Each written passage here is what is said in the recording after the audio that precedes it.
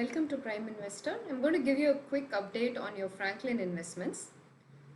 So you would have received a mail from Franklin India if you had held any of the 6 schemes that are going to be owned up.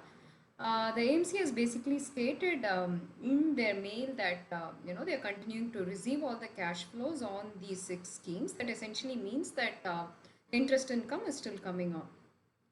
What it plans to do next is start the procedure for winding up. So that will basically involve some voting that will have to go through for you to give your approval, and then they will actually do the selling of the instruments that are there. Before that, we looked at some of the data that we have with these 6 Franklin schemes to see if what's happening to the borrowing in their books, etc. And it's interesting to note. First thing is that it does look like that they are getting some interest income on their schemes. You can see, there is this 3% cash flow into the schemes. This is as a proportion of the AUM. It basically means that the some amount of interest income just in these 15 days is coming to the schemes. For the schemes that is zero does not mean it's zero. It's basically less than 1%, less than 0.5%, and they have not given it there. So first good news is that some interest income appears to be coming. Not all is bad. The second thing is that there's been a significant reduction in the outstanding borrowing in the schemes. Now, this is very important because many of you had raised a point that, with the borrowing, decrease the amount that would come to me. I talk about it a little later.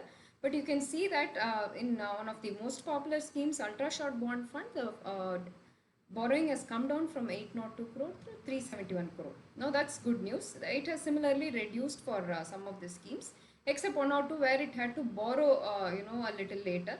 But I think it's all on its way down overall. The other thing is the update that they had given is their maturity profile. I don't want to dwell too much into this maturity profile because it appears to give a kind of indication that your money will come back only when the last instrument is sold, say at the end of the 5th year or later than the 5th year. That's not what this data is trying to say. It essentially says that if they held all the instruments, the last instrument would mature in say 5 years or 4 years and so on. But the intention at this stage is to sell the instruments, not just hold it till maturity, and that's where your voting becomes important. So the AMC is basically starting. It will soon be coming up with another mail to you where it will state that there's a procedure for voting.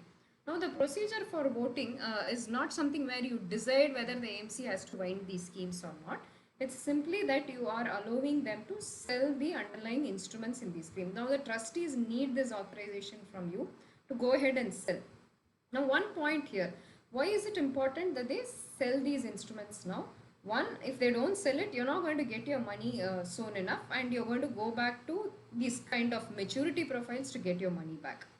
Two, right now after the surfeit of liquidity that RBI has pumped into the market and some of the measures that it has announced for NBFC, we are seeing a little more liquidity in the debt market, and NBFC yields are getting better and so on. So this is the right time actually for Franklin to be looking for buyers of its instruments, so that it can sell and deliver a good amount for you, and that it doesn't have to sell at losses or reduce the value.